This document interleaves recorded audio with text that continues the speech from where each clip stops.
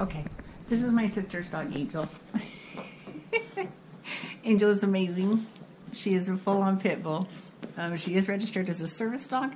She is emotional support dog. And she is a wonderful dogger. She's good for my mom. My mom really needs an animal to love her as well. And I just think that she's wonderful. She's a cuddle bug, and it's so much fun.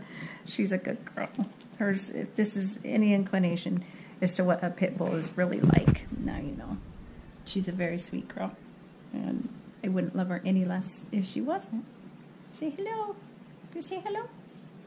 Say hi, Angel. Say hello to everybody. Anyway, I'm at my sister's house right now.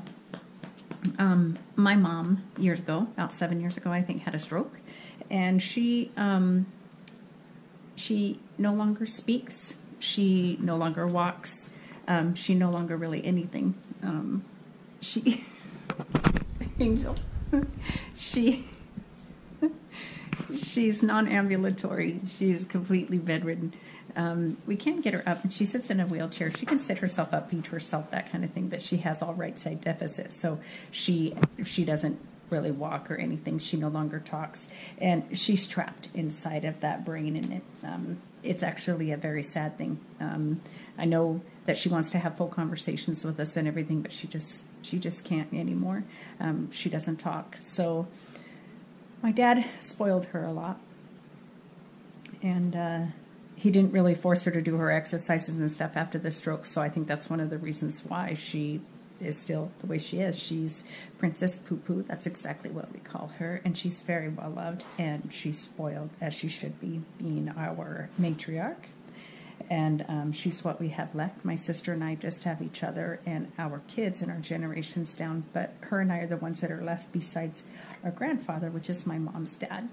So he is still alive, and then there's my mom, and then there's Kim and I.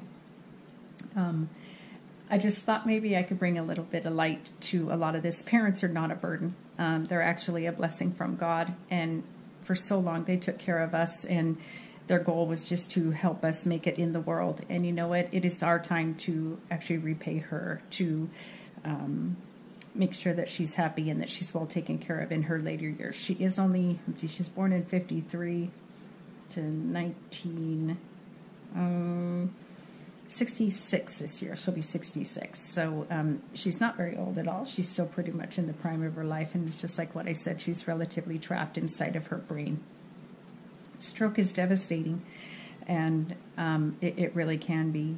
I think it's heartbreaking for her to stay the way that she is, and she really she doesn't like being the way she is. My mom was active and social, and just always a very wonderful lady, and she worked hard at that, and she worked hard for our family. My dad was disabled quite a bit which I don't think he was as disabled as he claimed to be, but since now that I have MS, I do definitely know that there's more times when I just feel like I just want to fade away from the world too. I just want the world to leave me alone.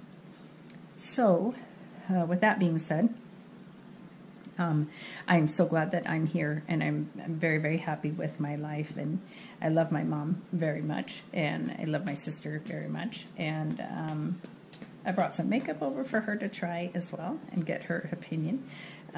So today is just a day where I get to spend the time with my mom. I don't know if she's okay with being on camera, so at this point I feel that that might cause a little bit of anxiety for her because, like I said, she does feel trapped. So, but you know, she knows she has a really good life. My sister and Jason take excellent care, and I did before my sister and Jason moved here, but I'm not in the medical industry like they were, so I had just kind of given all of the control and everything over to my sister because she truly is the best one to take care of her. But so now you know, you've seen Angel, the support dog, emotional support dog. My mom absolutely loves her, and Angel does not like to separate from my mom. She actually, oftentimes, she'll tell us when my mom doesn't feel very good, where my mom is not able to vocalize that kind of stuff anymore. But Angel really sticks close to her, and she'll let us know, which a lot of dogs do that when we've had surgery or if we're sick or whatever, our fur babies.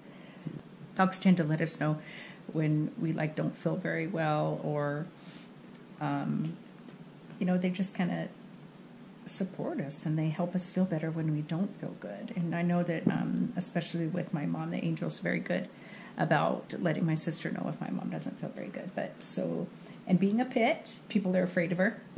She's very protective, I will tell you that. She is not a vicious dog. As you can see, she's just a love sponge. She loves to lean against you, and it's because she trusts you. That's one of the reasons why dogs lean, when they trust you and they feel comfortable with you. And she is my baby girl after my own pugs. So this vicious pit bull that is so vicious, that loves her bone and her blanket and my mom, you know, the stigma needs to change. The stigma needs to change with all large breeds, with a lot of large breeds. She's not vicious. She can be extremely protective, but that's kind of any dog. A Chihuahua will do the similar things and will do the same. She will protect her family if she needs to. And so she was very, very good support for Jason when he was going through colon cancer treatment. And after the surgery and everything, she never left his side. So she is probably the most wonderful addition to their family. So I'm going to go ahead and sign off for now. Again, just here listening to some tunes. Been in there watching TV with my mom. My mom's in bed for the night.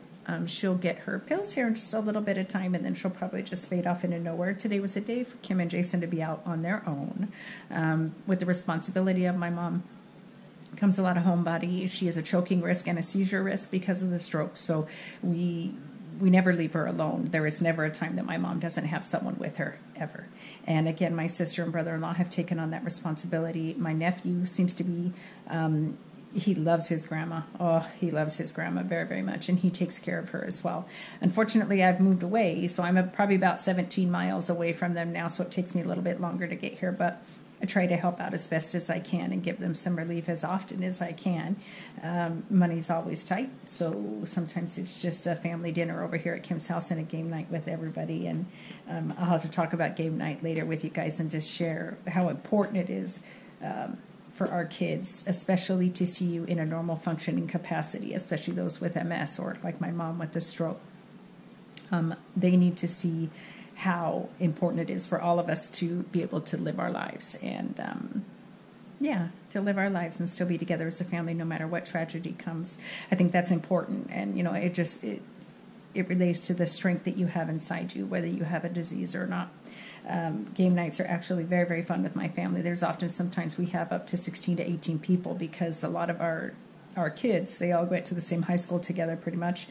And there was plenty of times when they would talk about what game night was on the weekend, family dinner and game night. And, yeah, and they would talk about, they would be on Monday asking if game night was again on Saturday and, you know, what time and should they bring anything or, you know, could they ask their parents to come, which of course always. Our favorite game to play is Uno, and I just started it because I wanted to get together with my sister and her family, and especially when my dad had passed away, that became extremely important. And so we work hard at that. We work hard to try to stay together. I'm back to swing shift now, and so I'm really, really looking forward to more game nights. And our kids are getting older; they're moving away, and not so much moving away, but they're moving on with their own lives. So I think that, again, that's important to stick together as a family, especially in this world where there's so many reasons to part. I don't really want to be like that. So anyway, I'm going to go back in, sit with my mama. I wanted to play around with this new little camera for a little bit, and then I'm going to get that uploaded, and we'll just kind of go from there. So I hope all of you are having an absolutely wonderful evening. I'm enjoying my time with my mama. I did come out here again to film, like I said, because I don't know how uncomfortable she would be on camera. And I truly respect my mom's wishes. So I just wanted to check in, getting all my footage from the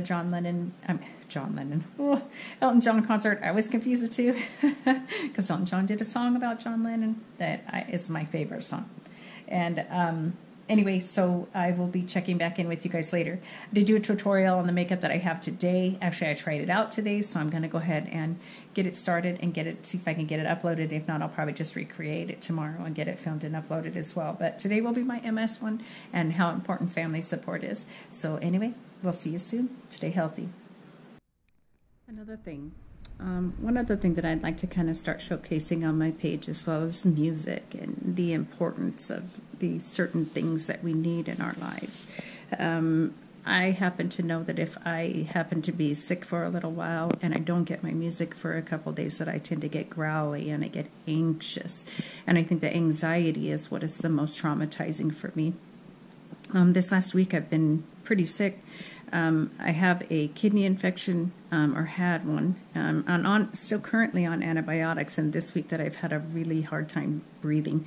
So that has been a huge frustration for me as well. I just wish that breathing was not the go-to problem. I really would truly much rather lose a body part or a limb or a foot or, an eye or something to that effect, my hand, if I couldn't really work with it, rather than struggle breathing because it affects my sleep. And, you all know that sleep is one of the most important things when you have multiple sclerosis, that the sleep is the most important thing that repairs your brain, your eyes, your tongue, your body for whatever reason. So you really want to make sure that you get plenty of it. And if you're not getting enough of it, you're going to find that that's going to be detrimental to your existence. So if you're newly diagnosed, then just think about that. Your sleep becomes paramount. And you can still do the partying. You can still do all that kind of stuff. That's why I'm saying that this is just a speed bump. It could be cancer. It could be a brain tumor. It could be a fatal diagnosis.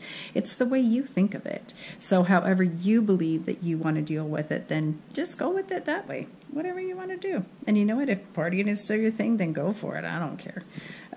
So again, music is something that's extremely important to me, and it resonates to me. It just resonates. And this coming Friday, we're going to see Bring Me the Horizon, a British band, and I can't wait to see them. So I'll definitely get you guys some information on that. So again, I'll see you soon.